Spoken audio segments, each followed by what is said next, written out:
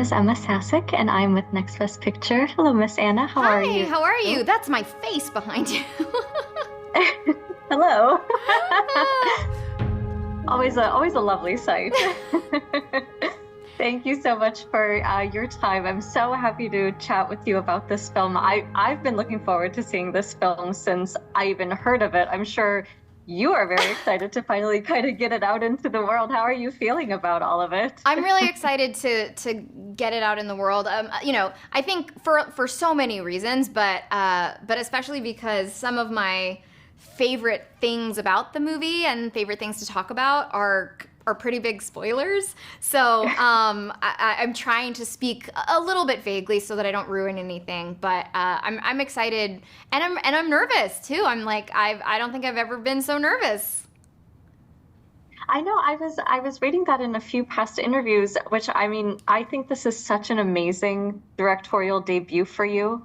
And I guess, just kind of getting into that, being able to step into the director's chair with this project, did you find that either you gained a new appreciation for film or just the work that you have done in the past, the stuff that you want to do in the future? How did all of that kind of, I guess, change for you by doing this? Yeah. Well, oh God, I don't know if I'm about to like commit some kind of faux pas, but I confess that after immediately after wrapping the movie, I found that it took me several weeks to really even be able to watch like a film or a TV show because my brain was so kind of overloaded with thinking about every detail that I was like ruining movies for myself. So I had to just like watch the news for a couple of weeks just to like get my brain back to normal. But it's funny because I think not to this degree, but something similar did happen when I acted in my first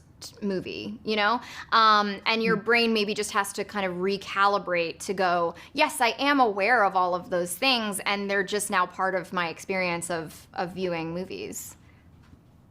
I'm sure it's probably you thinking like, oh, what is the note that probably the director gave this actor? Oh, Like, how did the writing interesting. come together with the director?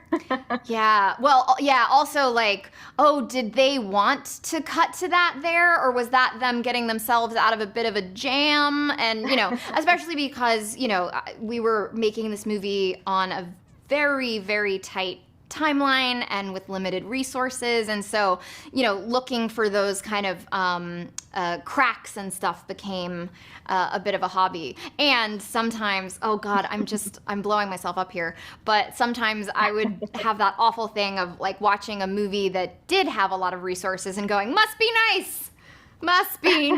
But no, that it was just a couple of weeks I was indulging my own petulance, I guess.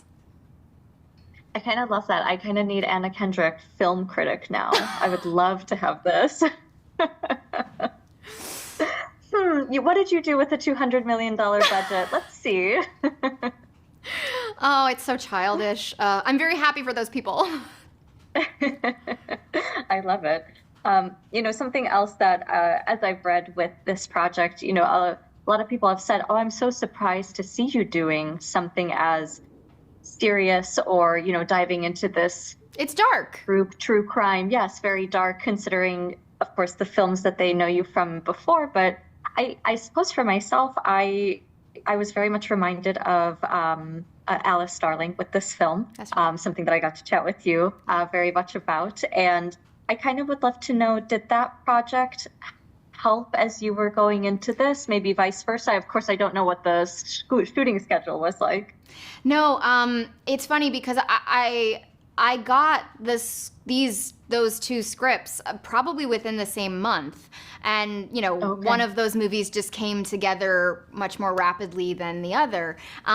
But both of them did come to me at a moment in my life where I was really not interested in levity because it didn't feel like a reflection of what was inside of me at the time.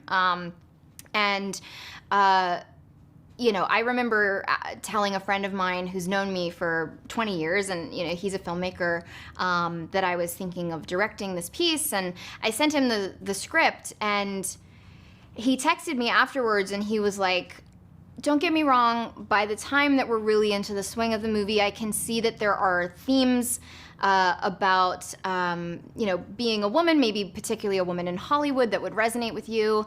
But that opening scene made me really surprised that this is what you responded to, because he's been encouraging me to direct for years, and he was a bit like this, but and I really had to think about that, because that person has known me since I was like 19, and and I wanted to take that on board, and I thought, yes, it's not something that you would think of when you think of me, I suppose, but I've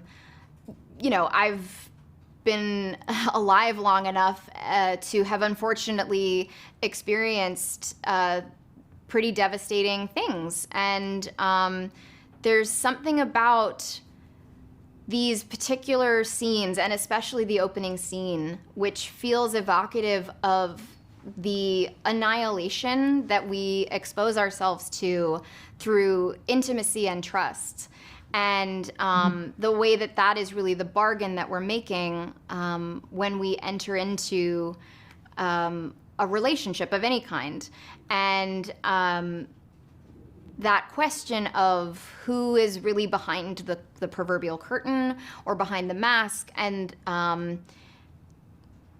they felt like scenes about shame to me. And I don't know whether or not that will always come through for the viewer, but it feels like a kind of betrayal of our humanness, the way that we can harm each other. And, even though these are extreme situations, I think that most people know that moment where something turns and you're wondering, how is it that everything felt so warm and beautiful and loving, and now I feel as unsafe as I've ever felt? And how did I get here? When did this shift? How did I not notice? And, the ways that can show up large and small in our lives. I mean, you're noting these moments, and every time that happened in this film, it genuinely was like relating to that character, like, oh boy, okay, like what now? What do we do? How do you get out of this situation? And it's so interesting with this film too, because it does have those humorous moments that we see with the dating game segments, but it just is such a stark balance and contrast with these other very serious, very terrifying moments. And I'm curious for you, taking Ian McDonald's script and, visualizing those moments, what were some of what was most important for you when it came to either portraying that, or at least just showcasing that vibe shift? And sometimes it's like just very invisible, and like you can immediately sense by like the clench of someone's jaw that happens. Well, I'll say that I'm completely biased, but I always prioritize and believe in performance above all. I know that I'm biased because that's what I've devoted my entire life to.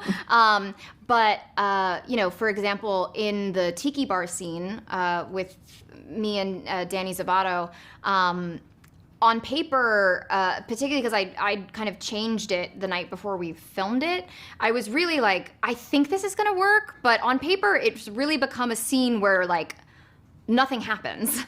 And yet something really, really crazy does happen. That was a moment where I was really putting all of my trust in performance. And Danny delivered beyond my wildest dreams. He's terrifying. And he's so sweet in real life, so it's really hard to reconcile. Sure. But I also knew that, funny enough, even though it's toward the end of the film, one of the first scenes that I could really visualize was the parking lot sequence. sequence. Mhm. And I had this notion of staying more, pretty tight, mediums and close-ups, and then jumping wide once we realize, that there's still a lot of danger in this moment. Because I was thinking about the experience of those moments and the way that your body almost becomes kind of hyper aware of your surroundings and like, can I hear anything beyond the buzzing of the street lamps? Can I see any movement anywhere in my peripheral vision? Just how far would I have to run before I found help? And that became something that we did several times in the movie, and even I had this thought about wanting to use reflection in lenses and mirrors and glass in moments when women are being sort of looked at but not seen.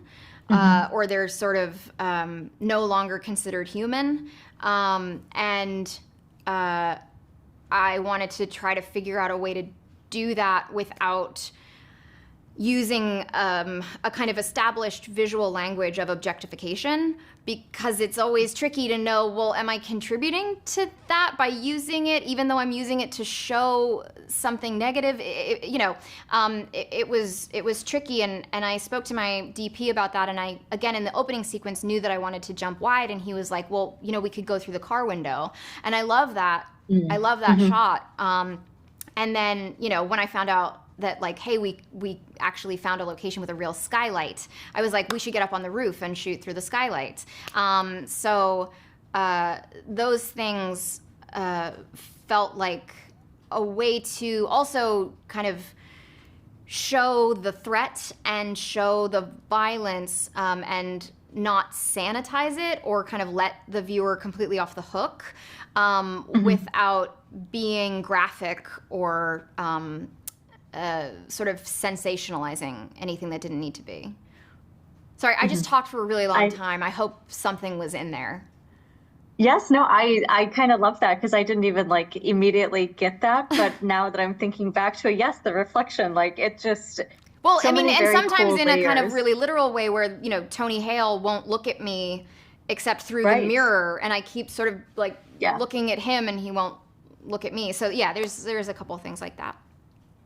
I did also just kind of want to ask about the dating game sequence. I just love when your character is like, you know what, I'm throwing away the cards, I'm doing my own thing. I would love that if more of that could happen on reality TV shows, things that we are watching. Did you get a kick out of just kind of showing it to these men? I know it's in the script, however, I need to know. No, God, it's really funny because I tend to want to mostly humiliate my characters, because I always feel like, why would anybody think of me as like triumphant or heroic or something? So, there are moments where I'm like, oh God, that's so cringe. Like, I'm much more comfortable shooting something like the casting office scene where I'm just getting humiliated. But I did like worry that, oh God, like what if it just comes across like I'm being really pedantic and really pleased with myself? And that scene really opened up for me when I realized, like, well, the point isn't really that she's, book smart and she knows these facts and she can kind of throw philosophy or astrology or astronomy, and there's that whole sequence in someone's face. It's more that she's having a great time. Like, it's almost like her own joy is the act of rebellion. Like the fact that she's having fun, and sorry no one else is now, but you guys have had your fun, that I think really makes that sequence work. And I really like the fact that it's not as simple as, well, she just asserted herself and she found her voice and everything was fine, because sometimes there's a reason why we've been conditioned to shrink and to people please, and that's to stay out of harm's way. So there is a bit of a bargain that she's playing into by taking up space where, yes, she finally feels more authentically herself and she has this kind of joyful moment, but she's also putting herself right in the path of danger. And as the viewer, we know that and have to kind of live with that while also enjoying this moment alongside of her. I was cheering, so you had one fan in the audience. Well, Anna, it's always a pleasure to chat with you. I am getting the wrap, but thank you so much for your time and congratulations again on this film. I'm very excited to see hopefully more projects from you in the future. Thank you so much. It's so nice to talk to you. Thank you. Bye-bye.